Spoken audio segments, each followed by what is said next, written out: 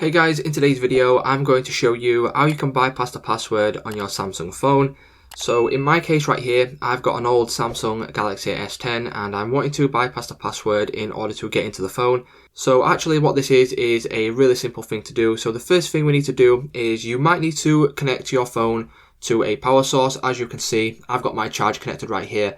And if you haven't got this connected, sometimes it won't work. So if it doesn't work, what you can do is you can connect it to a power source, connect it to a computer, connect it to a Mac, whichever you use. And then from there, what we need to do is we need to hold down the volume down button and then also the power button. It will take around 10 to 11 seconds in order for this to go black and, start to reboot.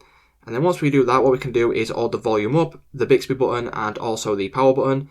And then once it powers back on, it should now enter into recovery mode. So as you can see, I've let go of all of the buttons now. I've already pressed them.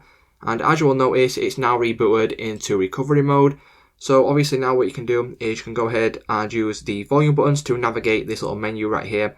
So we can go down to wipe all data and factory reset.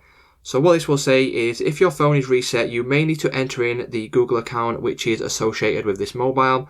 So what this means is obviously you will still need access to the Google account if you go ahead and reset this to bypass the password which is on the device. So what we can do is we can simply go ahead and click the power button to select the option we want.